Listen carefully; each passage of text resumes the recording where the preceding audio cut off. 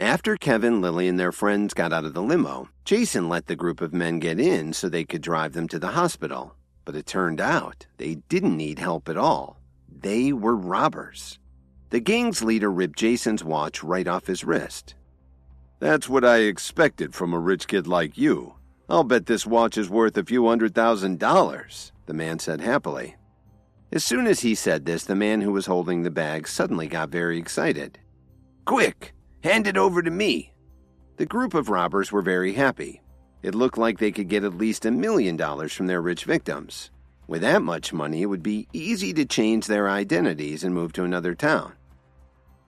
"It's best if you hand your things over willingly. Don't force us to search you, okay? If you resist, things could get a lot worse," the group's leader said coldly.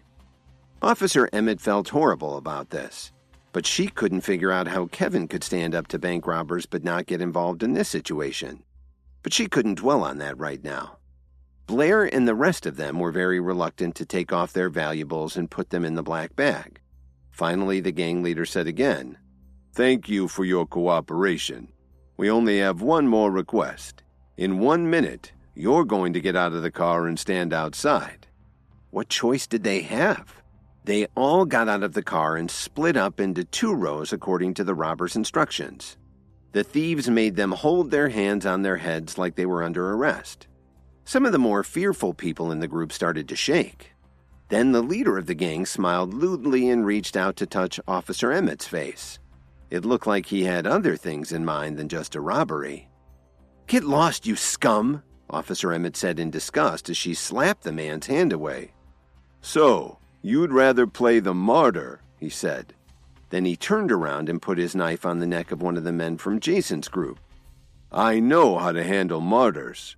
You're a police officer, aren't you? Then you're responsible for the safety of everyone here. If you resist me again, this man dies." The man started to tremble even more when he heard this and felt like he was going to faint. Officer Emmett tightly clenched her fists. With her martial arts skills, dealing with these robbers wouldn't be a problem at all. But now, there were hostages to worry about.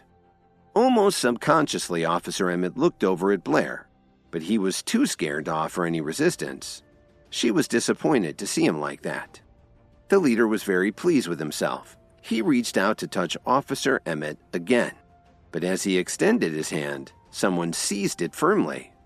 "Who the hell are you?" the man roared as he turned his head to see who had grabbed his wrist. "If you're going to rob us, then just do it and move on. Try anything else and you'll regret it," Kevin warned him. After Kevin had left with the others, he asked Dalton to protect Lily, Phoebe, and Miranda so he could run back to the limo. "Do you have a death wish?" the man yelled furiously. Then he slashed at Kevin with his knife. Kevin grunted and gave the man a quick, powerful sidekick in the gut, sending him flying 10 feet away. "You guys are the worst robbers I've ever seen," Kevin scoffed. "Kevin, quick, save me!" Jason yelled excitedly. He remembered what Kevin had done to Merriweather, and he knew that he could rescue them from these robbers. "You should have kept running instead of coming back here to die," the man growled as he got up from the ground. "What are you still standing there for? Hurry up and kill this bastard!" The man turned around and shouted at the other robbers. Hearing this, they immediately rushed towards Kevin. "Kevin, be careful!" Officer Emmett cried out in alarm. "Don't worry," Kevin replied to her. But he didn't retreat.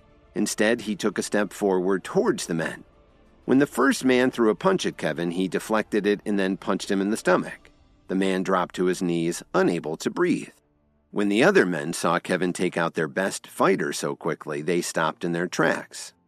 Jason, Blair, and the others also stared in disbelief. Was Kevin really that powerful?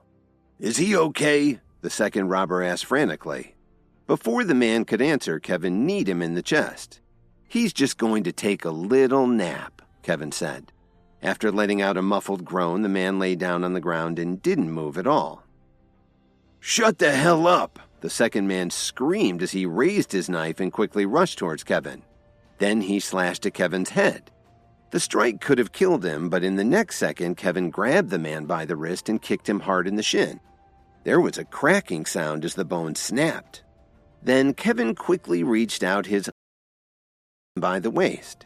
He lifted his attacker up and threw him at the other two men. The three of them fell to the ground in a heap. The one who had tried to kill Kevin lay on the ground holding his broken legs, screaming in agony. After seeing the four armed robbers fall to the ground so quickly, Blair jumped up in excitement and shouted, "What a beautiful fight!" The hostages smiled as they saw a glimmer of hope. A couple even started to cheer Kevin on. But their hopes were dashed when they heard a gunshot suddenly ring out. The head of the gang had shot out one of the windows of the limo. "Why don't you try that with me?" The man snarled ferociously as he pointed his gun at Kevin. "Hey, I didn't know you were carrying any guns with you," Kevin replied without flinching.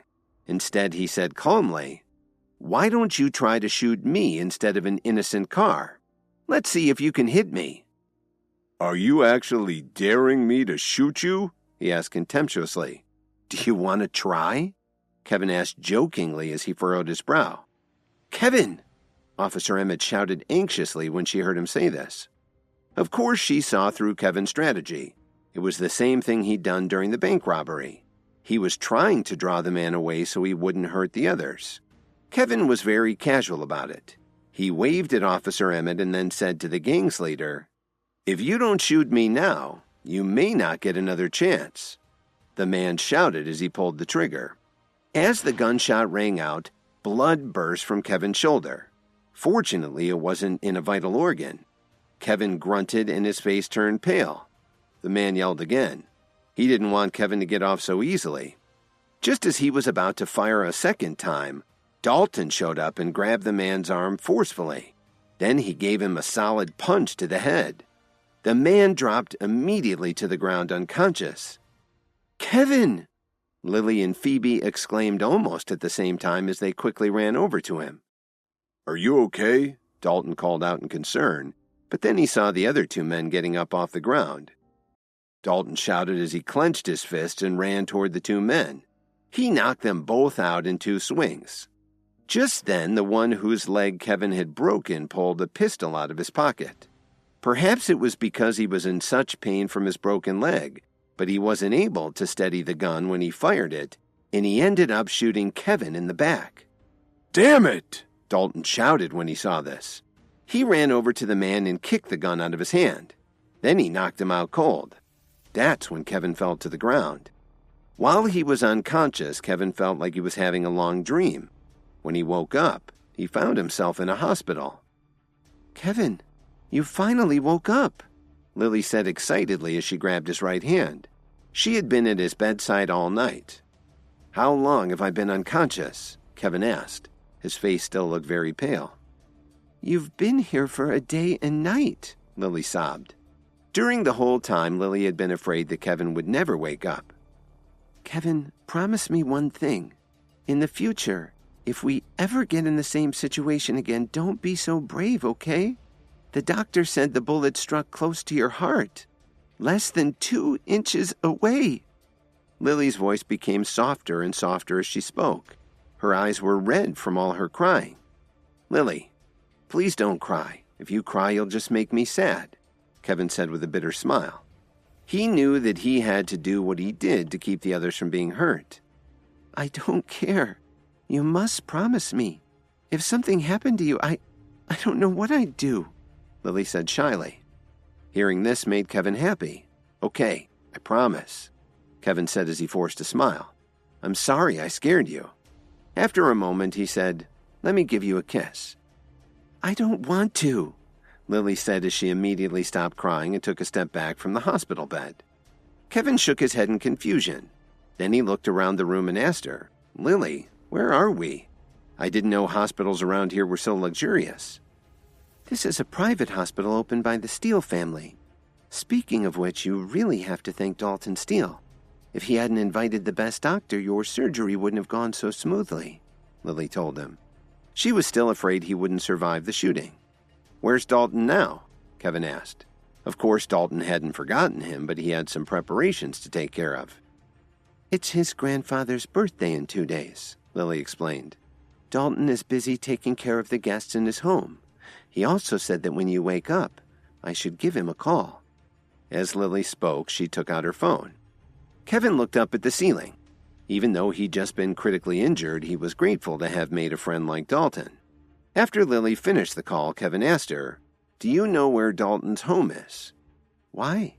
Do you want to go over there?" "I think you need to recover from your injuries." "Anyway, he just said that he'd be right over," Lily said worriedly.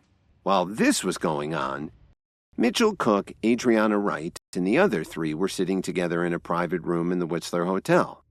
They were discussing their plans for an ecological garden. They were interrupted by the crash of the room's door being kicked open. Thomas Williams, Kevin's uncle, looked at them with a furious expression in his eyes. "Who the hell are you? Get out of here immediately!" Cook shouted fiercely. "Who do you think you are? How dare you yell at me?" Thomas Williams growled at him. "You're just Kevin's flunkies. What are you doing at his hotel?" Mitchell was irritated to hear him talking like this. "Who the hell are you? How dare you behave so shamefully in my hotel?" "My name is Thomas Williams," he said proudly. "If Kevin were here, he'd have to answer to me. That gives you an idea of my importance." Adrian and the others looked at each other in disbelief when they heard him say this. They knew right away who he was. "So what if you're from the Williams family? This is Chicago, not New York. You're a long way from home," Emo Squire said seriously. "Is that supposed to be a warning?" Thomas said gravely. "Take them all away. Let's see how long Kevin survives without his buddies." They had no idea what Thomas had in mind. Please subscribe to the Pocket FM YouTube channel and press the bell icon for instant notification. Check out our channel for more such exciting shows.